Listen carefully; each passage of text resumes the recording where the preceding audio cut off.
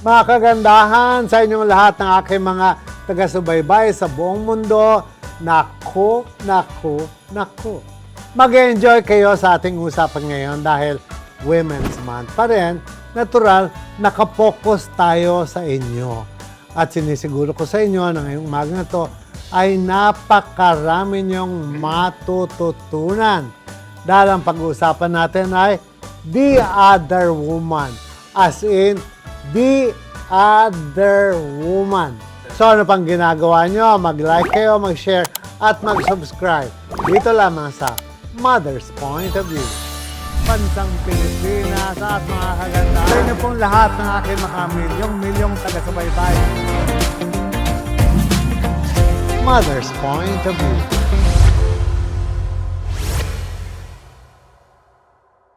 Alam niyo po, mga kagandahan, if there's one thing that I enjoy so much talking is women. Dahil nga, ngayong buwan na to, ay Women's Month pa rin, nag-isip ako, ano nga ba ang pwede nating pag-usapan, ano ang pwede kong dalahin sa inyo na mayroong kayong mapupulot na hindi nyo aakalain bakit doon pa nanggaling yung napulot ko. I am admitted to myself at alam ng buong bayan na ako po ay gay. I am openly gay at alam din ng buong bayan that hindi ko gustong nakakakita ng mga gay na kakalat-kalat sa kalye, mga nakabistida, nakamakeup ng ang kakapal.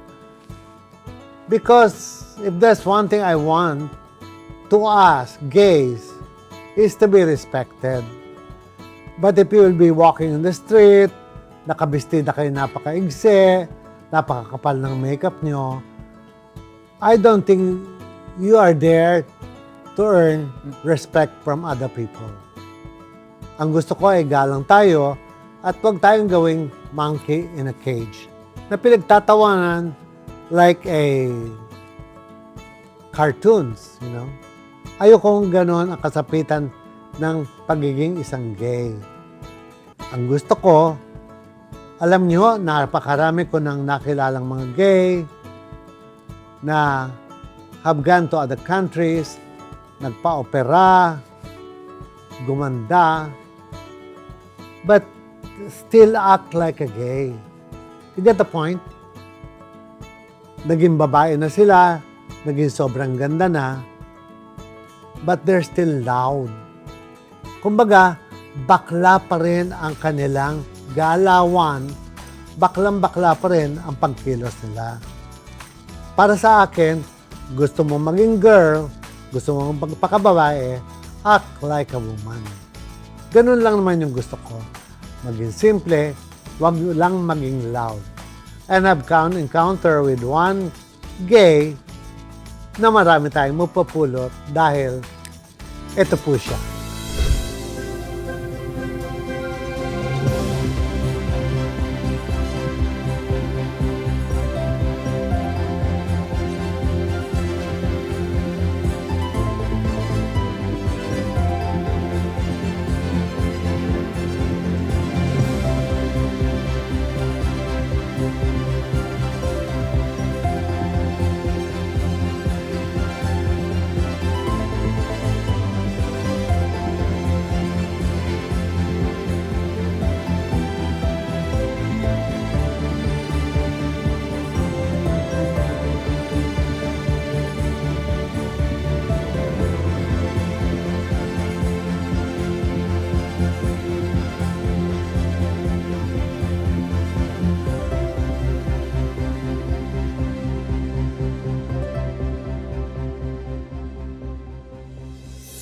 O, di ba mga kagandahan? Naku, Diyos kong ina ng awa, maganda pa yata siya sa ibang babae. Ano ba yan? None other than my friend, Myper Kimpo. Hi, Mother. Kumusta ka na, Myper? Eto, busy sa business. At the same time, lumalaban lang sa buhay being a transgender. You do a lot of buying and selling, right? Yes, actually, I'm doing buy and sell ng mga luxury item. At the same time, I have bags restoration, like mga kunyari kung sira na, ganyan, gusto mong ipagawa, then kung gusto mong i-enhance or what, na gusto mong luminis, ganyan, sa amin lang dinadala. Ang ganda, di Yeah. ba? Myper, alam mo, ginas kita ngayon dahil natutuwa ako sa iyo because you are the other kind of woman. Yes, You thank get you, my point? Mother. Hindi ikaw yung pinanganak na babae, Exactly. pero babae ka ngayon. Natutuwa ako, ginas kita kasi you act like a woman. Yes, Mother. Hindi ka kagaya ni Bambading na sobrang kapal ng makeup. Akala mo lagi nga attend sa beauty pageant.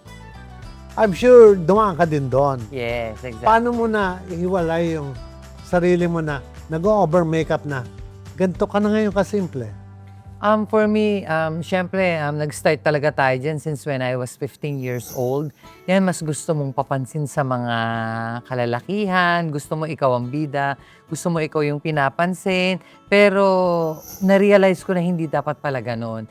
Being a transgender or being a gay, na kailangan pala mas maganda yung kagalang-galang ka. Correct? Kasi para mas malinis, mas maayos. Minsan kasi, ikaw din ang gagawa ng Alipusta ng tao. like may okring ka ng mga lalaki, ganyan. Ikaw ang gagawa. Pero once you put like lipstick or konting blush on lang or something, or powder, is enough. You don't put anything makeup na para lang masabing maganda ka. Kasi, di Even ba, the way you dress up, mukha kang regular woman. yes. Pero sa ibang bading, pag nagmuher na, muher to the max, di ba?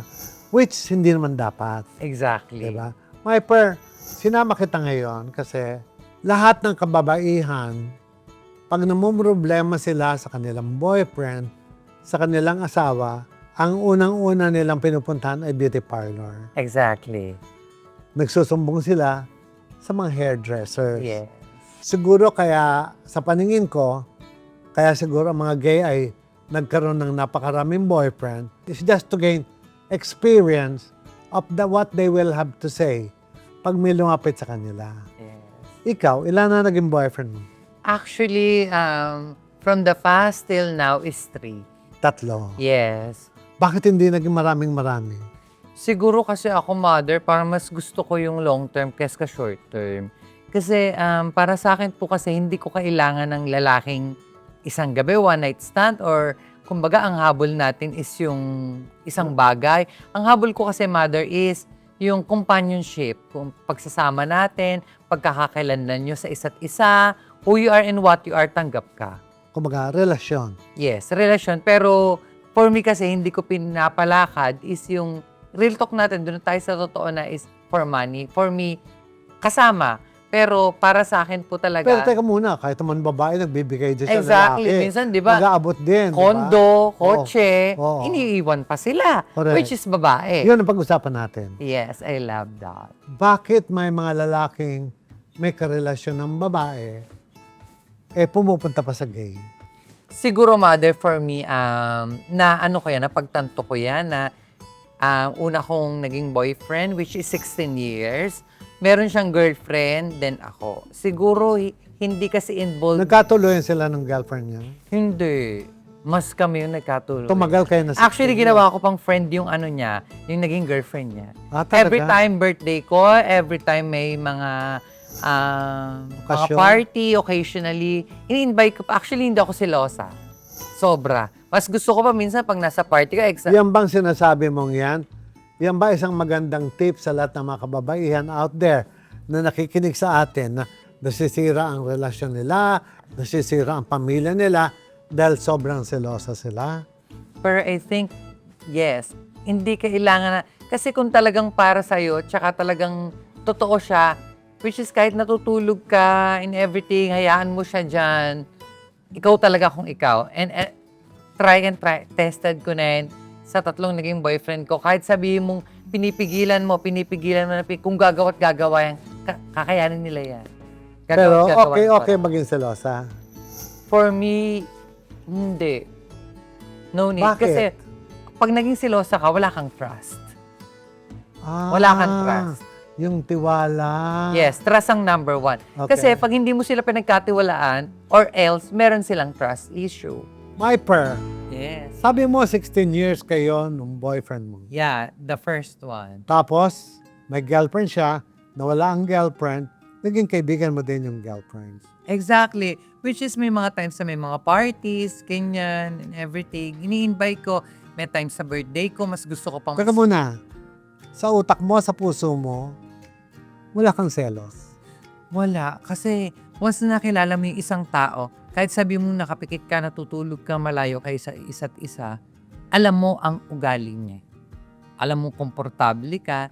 And also, pag magkarelasyon kayo, ramdam mo kung meron siyang ginagawa or wala. That's for me. Teka muna, bakit mo nasabi? Ang tawag dyan women's intuition. Yan ang pakiramdam ng isang babae pag ang asawa nila ay medyo napupunta sa ibang landas, yan ang nararamdaman nila. Bakit nararamdaman mo yan? Siguro, para sa akin, mother, kasi parang since bata talaga ako, talagang feel ko na talagang I'm a girl. Babae ang puso mo talaga. Which is the external ko, pero yung internal ko, So, ano ang payo mo sa mga babae? Huwag maging selosa. huwag maging selosa, and also, kung talagang mahal nyo ang isa't isa, magkaroon kayo ng trust to each in every one. Tiwala. Yes. Okay, mga girls, my God, ano ba yan? Coming from the other woman, ha? Ibig sabihin, okay na kayo magselos, pero lagyan nyo ng boundary. Huwag naman sobra-sobra na yung pagtitiwala nyo sa isa't isa ay madudurog na hanggang sa masira ang inyong pagsasama. Bakit nagtatagal ang isang lalaki sa isang relasyon? Siguro yung experience ko po kasi, mother, sa akin po siguro yung pagsama, the way na kung paano yung companionship nyo, like, ng samahan nyo, ganyan. Kasi minsan nagkakaroon ng mother, example, nagkakaroon sa akin ng sample ang lalaki. Bakit nung nagka-girlfriend ako, ganyan. Bakit nung ikaw, ganyan. Pagising ko sa umaga. Kinukumpara. Nagkakaroon sila ng comparison. Taga muna. Talking about comparison. Do you dress up like this every day? Actually, mother, kahit sabi mong wala akong make-up, ngarag-ngarag, actually, hindi rin Ikaw ako na yan. make-up. Ito ko, nakachok-chok lang sa bahay, as in, everything, kagigising lang, nothing, everything in my face. Pero kung talagang mahal ka ng lalaki, yayakapin na halikan ka niyan eh.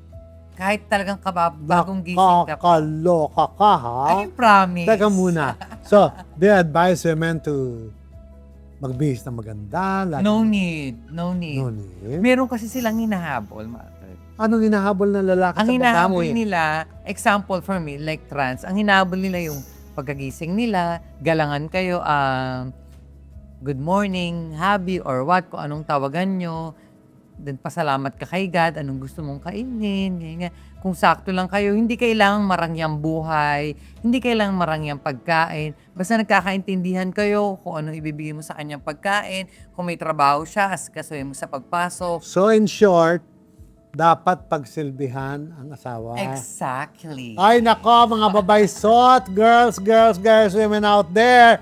Tatandaan nyo, tip number 2, una, wag masyadong selosa, magtiwala. Pangalawa, matutong magsilbi sa inyong asawa. Bakit yung iba hindi nagsisilbi? Siguro ko, mother, napansin ko, sa lahat, even yung pang latest kong BF ngayon, which is ako 43 years old, my boyfriend is, nagkakalala kami ng 19, which is 20 years old right now. Actually, may itsura siya, gwapo, lahat nasa kanya naman na fresh, maputi, makinis. Pero alam mo yun, even cellphone, walang lock, ganyan. Kahit ako natutulog, nandun siya sa tropa niya, tinetext ako ng mga tropa niya. Kahit sabi mo mga babae dyan, wala siyang pakialam. Ang mindset niya is ako. Umuwi siya, What did you do for that to happen? Tiwala. Tiwala? Tiwala, trust. Hindi ko Tiwala mo sa kanya o dapat tiwala niya sa'yo? Actually, parang same. Example, meron siyang bonding with friends, with him.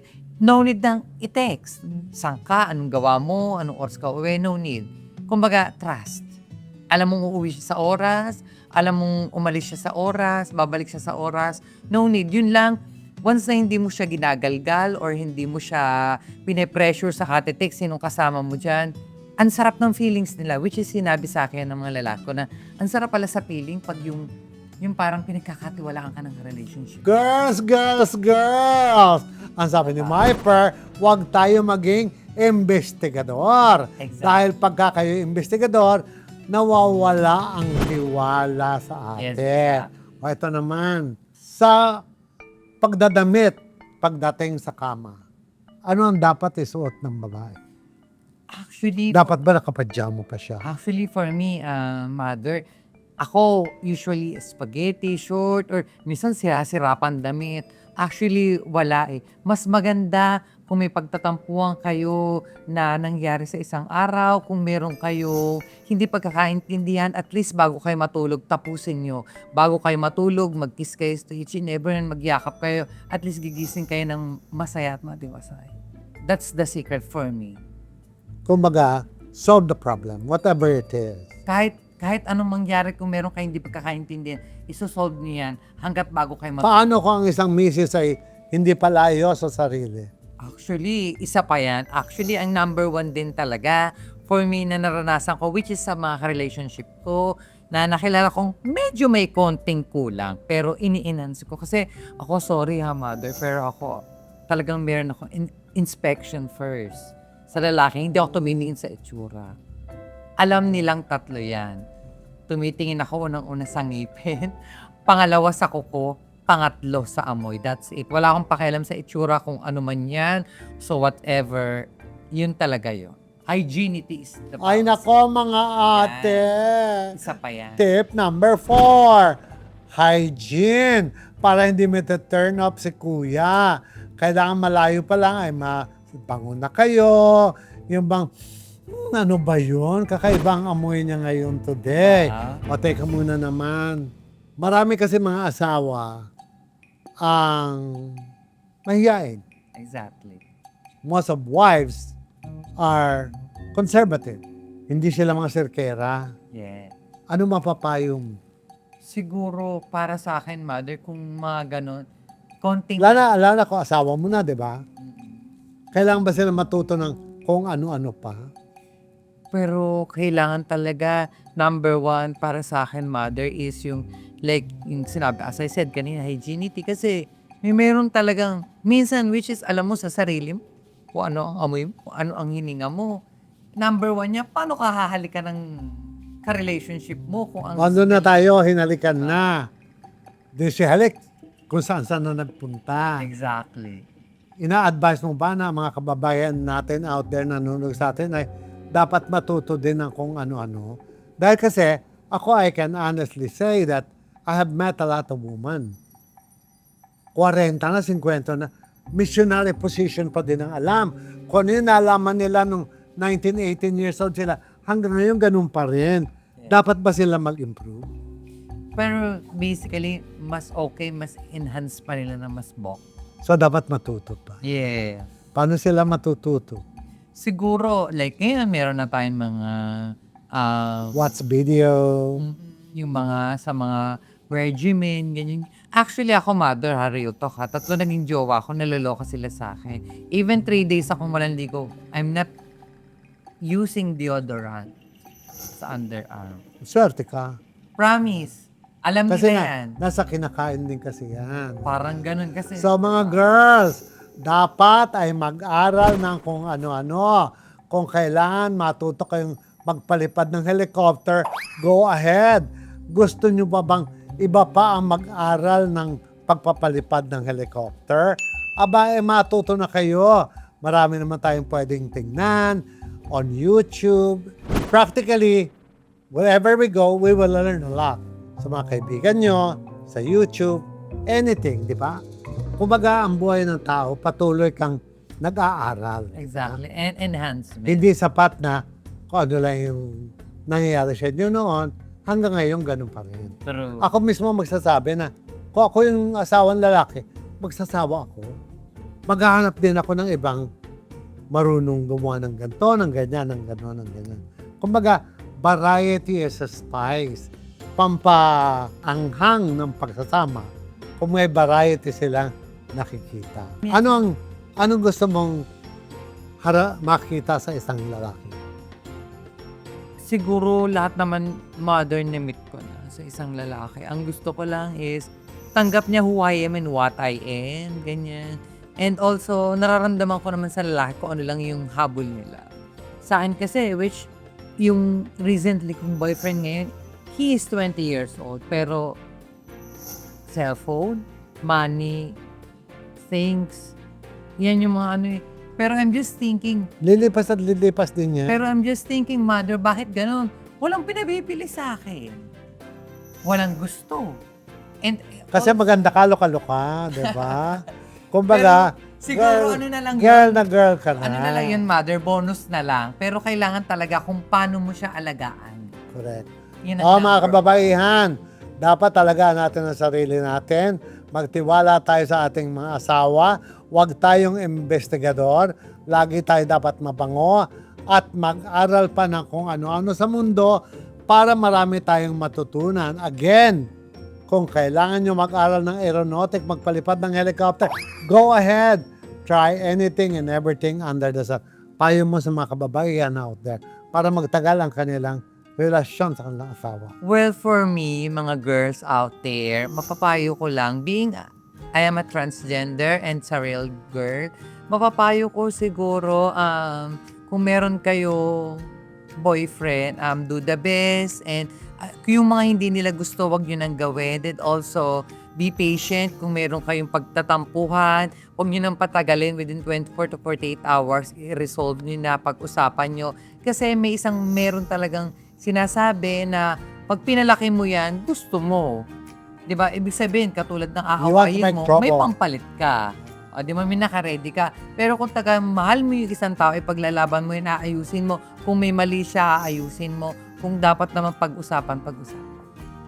Ang ganda naman. Diba? Okay mga kababaihan, ibig sabihin, talk anything and everything under the sun.